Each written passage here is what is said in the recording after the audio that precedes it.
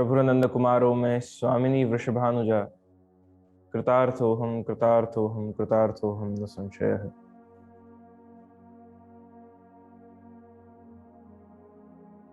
In past two sessions, we all met while I was traveling in the States, and we discussed on Dashavatar and Shri Krishna, the singer of Bhagavad Gita. Throughout the series of these Dharma talks, throughout the series of these talks and sessions, we have discussed various topics, various philosophies, and ways to live our life in a better way. Today we will be talking about the perspectives of different acharyas, and in all of them, how Srimad Vallabhacharyaji's perspective and his vision is different. In Sanatana Hindu Dharma, there are different acharyas who have given different philosophies, beginning from Advaita, which is non-dual, to Kevala Advaita, to Vishishta Advaita, and to Dvaita Advaita, and in the end, Sri Vallabhacharyaji propounds Shuddhdvet, pure non-dualism. Different kinds of vision and different types of understanding to see the world, to see the beings, and to see the divine, and to establish a connection between the Jiva, which is us, the Jagdish, which is Bhagavan, and the Jagat, which is the world. Different acharyas have given different philosophies and understandings of it. Srimad Vallabhacharyaji propounds Shuddhdvet, which is pure non-dualism. Shuddhdvet was found by Sri Vallabhacharyaji in the 16th century and is the building block of Pushtimarg. It is the core philosophy of Pushtimarg. Shuddhdvet means pure, Advaita means not two or non-separable, oneness. Oneness of the divine, which is the Jagdish, oneness of the Jeev and the Jagat. According to Sri Mahaprabhuji, Shri Krishna is the supreme being, the indwelling spirit in all the beings. Non-duality is a philosophy which says that there is just one eternal spirit in existence, and that everything in the universe is an inseparable part of it. The world and ourselves are not different from Shri Krishna, the Brahma. We are a part of him, and he is a part of our being. The way atoms work, everything is made up of atoms, and you cannot separate atoms from a particular thing. The same way, we all are a part of that divine, whether it is a table, it is a chair, or whether it is the brick wall under which we are sitting, or whether it is an animal or us humans. Everything in this world is created by that one divine Brahma, Shri Krishna. And we all are part of that one existence, but at the same time, we all are separate from the Brahma.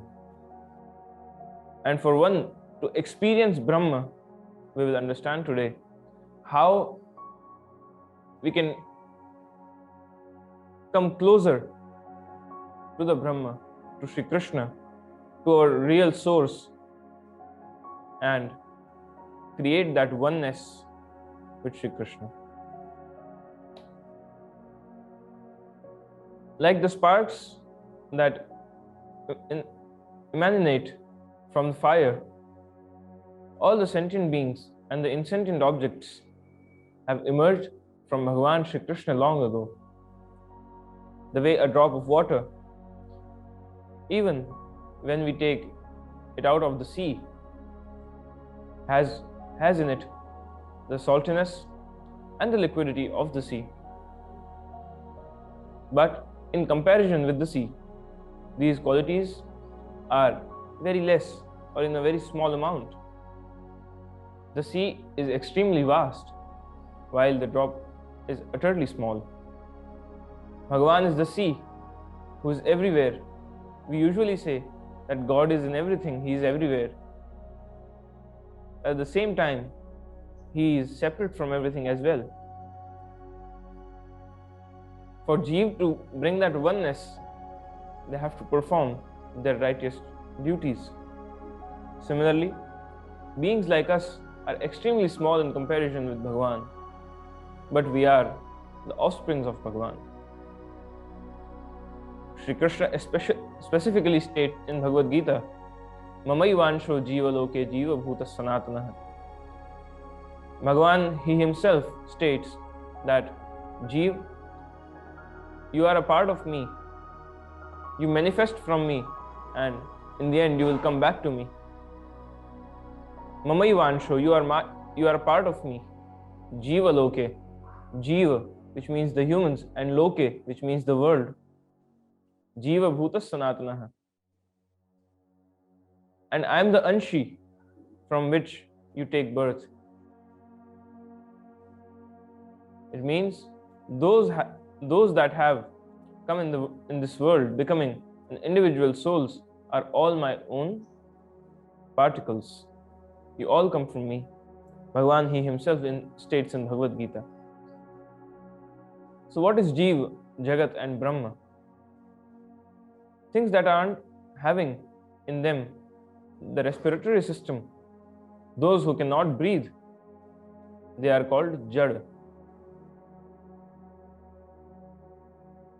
Insentient, inanimate objects, the earth, the water, the light, the air, and the space are the Jada Tattva. Animals, birds, and human beings that are having in them the respiratory system are called the Jivas. The Jeev are who can breathe, and the Jad is something which cannot breathe or cannot move. Jad means stagnant, staying at one place like a pillar. But when we talk about Jeev, Jeev means something or someone who can walk, who can talk, who can do something, who can move by their own self, who do not need someone else to move them. When we look at these inanimate objects and the living beings, now here do we find the Supreme Being, Paramatma, in them, nor do we discern that they are relatable to the Supreme Being, as no such relation is apparently visible. Everything in this world seems to be independent of one another, but the reality is different. There is nothing in this world that is not united with the Supreme Being, Bhagavan Shri Krishna. How can then the insentient things and the sentient beings have their independent entity separate from Bhagavan? If everything is part of that one divine, Bhagavan Shri Krishna, that one Supreme Being, then how we can see these all things different? Why is there the separation of entity in the Jada and the Jeev? Can we separate the clay from the pot or the gold from an ornament? If we remove the clay from the pot, there won't be a pot existing. Or the same way, from a jewelry or from an ornament, if you take the gold out of it, there won't be a shape of it. So how is it possible? In Upanishads, there is this philosophy which talks about Sat, Chid and Anand. Bhagavan is all three. Satchidananda Rupaya, Vishvotpatyadi hetave. The one who has Sat, Chit and Anand within him, he himself is the Anand and has the Sat and Chit in him. Satchidananda Rupaya, Vishvotpatyadi hetave. He is the core reason of the creation. In Upanishads, Brahma is described having three attributes: Sat, Chit and Anand. Sat, the state of being or existence of any object. Chit means consciousness. And Anand is endlessness or the supernatural divine attribute or the pervasiveness. Anand is to be experienced. Sat is the table or the chair. It needs someone to move it. But Chit is consciousness, where it comes in human form or in animals we can see. They can move by themselves, they can talk, they can think. They react upon what is happening with them. That is Chit.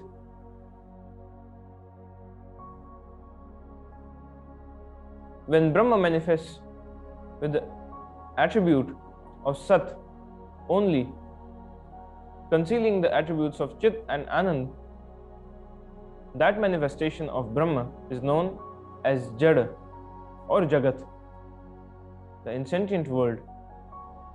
And when Brahma manifests with the attributes of Sat and Chit both together and concealing Anand, that form of Brahma is called Jiva, the being. Thus, it becomes clear that there is no essential distinction between Brahma and Jad or Jiva. So Jad and Jiva both, they manifest from the Brahma, but at the same time, if there is Ananda Tattva missing in the Sat or Chit or in the Jad or Jiva, without Anand, it doesn't become Brahma. It stays separate from the Brahma. For example, as humans, we are Sat and Chit both at the same times. If we don't have life in us, in the end of this life, when there is a dead body, we call it Parthiv Sharir. Parthiv means which has nothing left in it. It is just a form lying. That form becomes Sat because there is no consciousness now. But when there is consciousness, it becomes Jiva. Sat and Chit both are present. But in the lack of presence of Ananda, we do not become Brahma. For Jiva to experience Brahma, Sri Vallabhacharya teaches us to perform seva. The distinction that we see is due to our inability to see the true nature of Brahma or this universe. In Pushti Pravaha Maryada Bhed, one of the texts of Sri Vallabhacharya in Shodash Granth, Sri Mahaprabhuji describes Bhagavad Rupa Sevartham Tat Srishtihi, meaning Bhagavan has created Pushti beings for the service of his own divine form. Here this question rises that Bhagavad Rupa Sevartham Tat Srishtihi, Bhagavan has created this whole world. There are some beings who don't believe in Bhagavan. There are some beings who don't believe in a particular way, or who don't believe that there is some supernatural being, existence of some supernatural being. But at the same time, it doesn't have any form. There are beings like us, we believe that Bhagavan is Sakar. He has a shape. He does Leela. He talks with us. He becomes our friend. He becomes our guide. He becomes our Guru. He becomes our lover and whatnot. That Bhagwan, when he comes to us just for the Pushti beings, Sri Vallabhacharya ji has very clearly mentioned the separation of Pushti Jeev, Maryada Jeev and Pravahi Jeev. There are three different categories of humans, out of which the Pushti Jeev are separate from the whole world. Bhagavan himself has created those beings, those Pushti beings, for his own service or seva. Sri Mahaprabhuji put forward the Pushti Bhakti Marg, devotional path of Pushti, by the divine ornament of Bhagavan, so that Pushti beings can worship Bhagavan.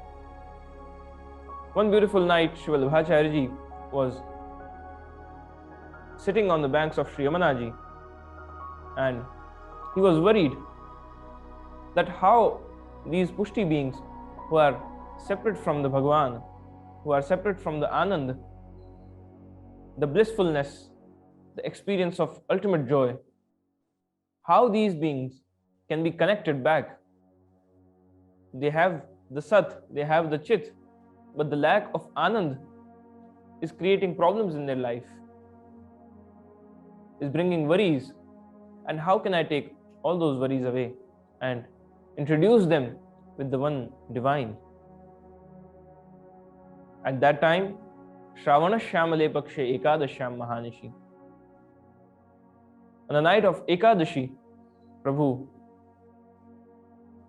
comes in front of Sri Vallabhacharya ji and tells him to give the Diksha of Brahma Sambandha Karnata Sarvesham Deha Jivayoho. Introduce those beings to me, O Sri Vallabh, and I will take away all their worries. So in that way, we take Brahma Sambandha Diksha to unite with the ultimate source of our all, Bhagavan Shri Krishna.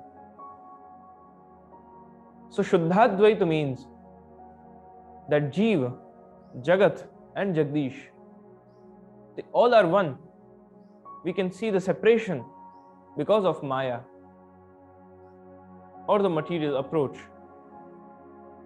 Once that material approach transforms into service, into selfless service, whatever we have, whomsoever we are, if we transform our services, our actions and whatever we have towards the service of Sri Krishna, towards the seva of Thakurji, that starts the process of union with the divine.